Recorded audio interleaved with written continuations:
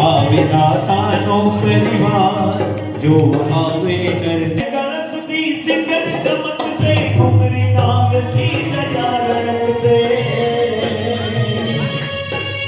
સ્વર્ણ ગણસતી singer ચમકશે ઘુમરી નાગથી રાસે હવા આપણે 18 અભિષેક આપણા દ્વારા થયેલી અશુદ્ધિને દૂર કરવા માટે કરીએ છીએ અને હજુ પણ જિનાલયમાં નિસ્ત્રી બોલ્યા પછી આટલો બધો અવાજ આવે છે. સંસાર સંબંધી કોઈ પણ જાતની વાતચીત દેરાસરમાં ન થાય અને શક્ય હોય ત્યાં સુધી ઈશારાથી કામ પતાવો. કદાચ જરૂર પડે તો પણ માત્ર ઈશારાથી કામ પતાવો. શક્ય હોય ત્યાં સુધી અંદર અવાજ ન થાય એનું ખાસ ધ્યાન રાખો.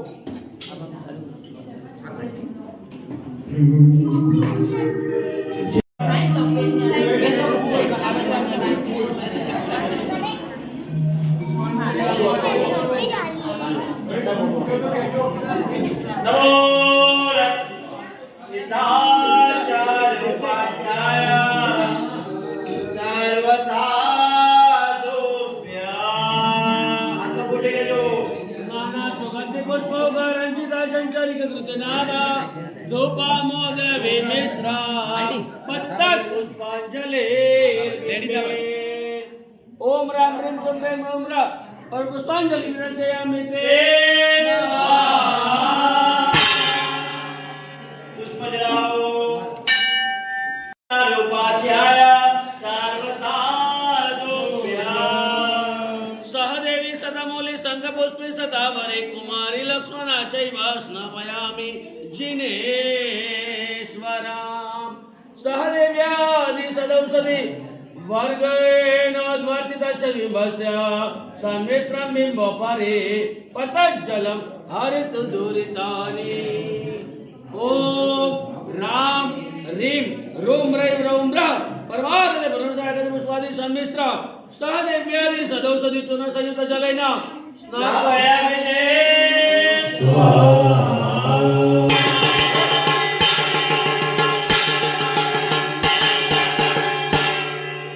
કે અંતરના અંતરિક્ષમાં મને મળે અરે ભીમાદે મને बीच में बोलो श्री शांतिनाथ यहाँ पुष्पा पूजा ले लो. 18 અભિષેકનું વિધાન જે રાય પ્રતિક્રમણ કરતા હોય એને ખબર પડે કે અભિષેકનું મહત્વ શું છે. સવારે જે પણ રાય પ્રતિક્રમણ કરતા હોય એને ખ્યાલ હશે.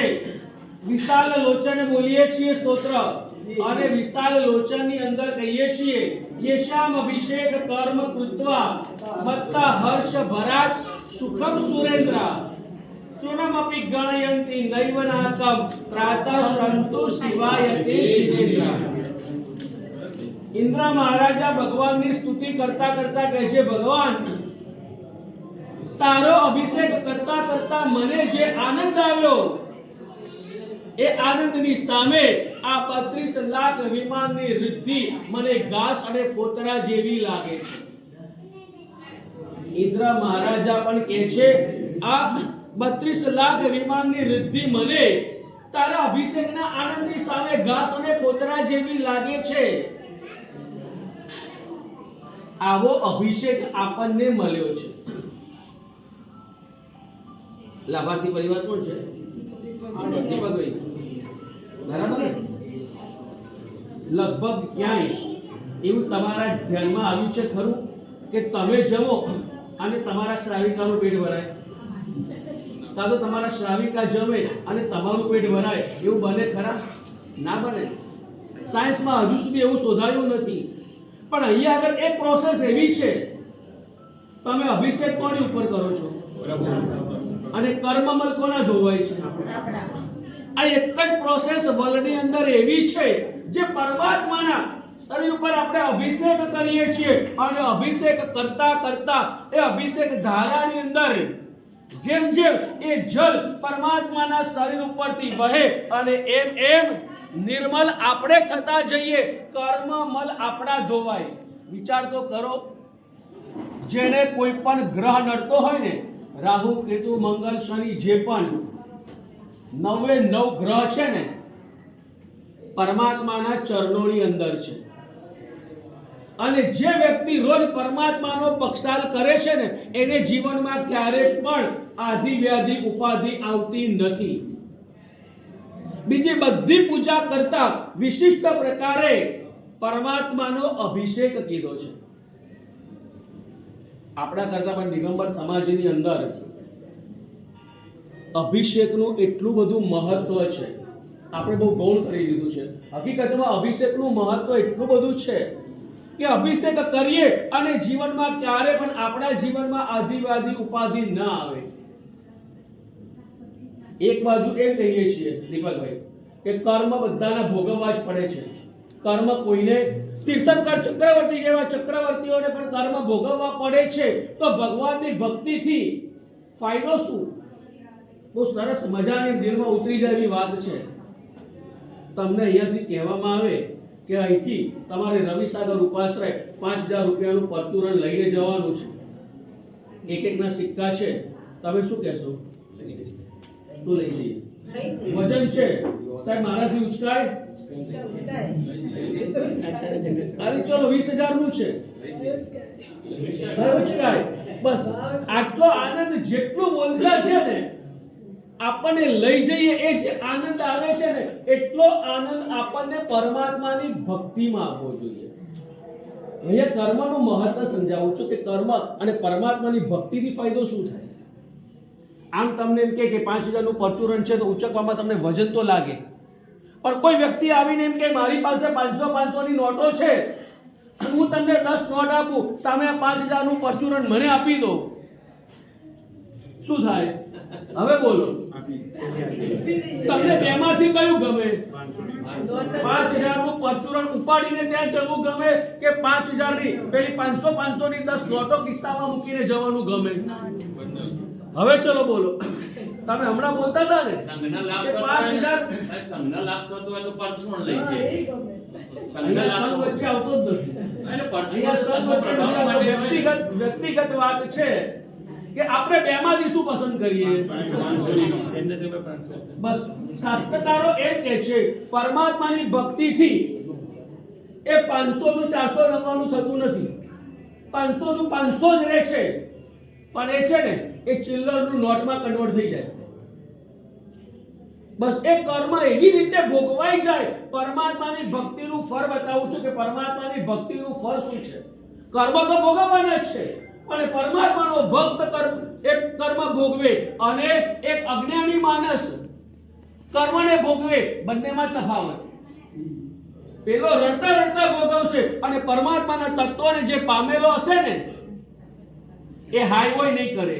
એ સહજતાથી એ કર્મ, જેમ આપણે કહીએ છીએ ને સૂરીનો ઘા સોયથી સરી ગયો, એવી રીતે પરમાત્માની ભક્તિ દ્વારા એ કર્મ એવી રીતે ખપી જાય આપણને ખબર પણ ના પડે. આ પરમાત્માની ભક્તિની તાકાત છે અને આ અભિષેકની તાકાત છે.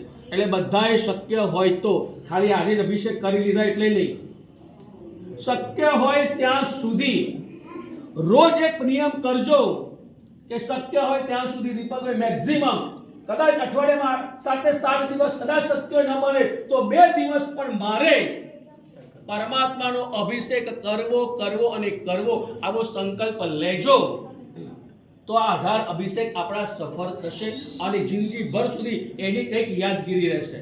તો આવા અભિષેકની અંદર હવે આપણે 7મા અભિષેકની અંદર હવે આપણે આગળ વધીએ. ચલો બધા જે ગુરુજી પુણ્યશાળી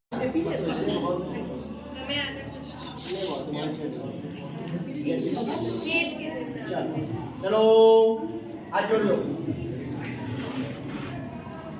ઓમ નમો રટ પરમેશ્વરાય ચતુર્મુખાય પરમેશ્વરાય નરકેરાય કુમાર પ્રભુચિતાય દેવેન્દ્રમયાય દેવાદિદેવાય શરીરાય ત્રૈલોક્યમયાય ભગવંતો અનંત શ્રી પદ્મ પ્રભુ સ્વામી શ્રી શાંતિનાથ સ્વામી આદિ સ્વામીનઃ અત્ર આગચ્છન્તો સ્વાહા. એકદમ ચાલો કરુણ મુદ્રા. ओम नमो परमेश्वर चतुर्मुख परमेश्वराय तलक कदाश्रम कुमारी परमेश्वराय देवेंद्र वेदा देवादी देवादी दिव्य स्थलीलाय दलित महिताय भगवंतो अरहंतस्त्रे पद्म प्रभु स्वामी श्री शांतिनाथ स्वामी आदि स्वामिनः अत्र आगच्छन्तु आगच्छन्तु मुक्ता शुक्ति मुद्रा जय विजय मुद्रा गुल्लो खोबो ओम नमो परमेश्वर चतुर्मुख परमेश्वराय तलक कदाश्रम कुमारी परमेश्वराय देवेंद्र वेदा देवादी देवादी दिव्य स्थलीलाय दलित महिताय भगवंतो अरहंतस्त्रे पद्म प्रभु स्वामी श्री शांतिनाथ स्वामी श्री महावीर स्वामी आदि स्वामिनः अत्र आगच्छन्तु आगच्छन्तु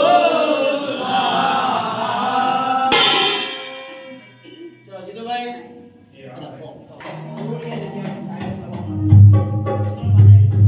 मारा रूप भगवान मारो रूप बुलावे मारा रूप भगवान मारो रूप बुलावे मारो उजड़ो उजड़ो मारो रूप बुलावे मारो उजड़ो उजड़ो मारो रूप बुलावे मारा रूप भगवान मारो रूप बुलावे हो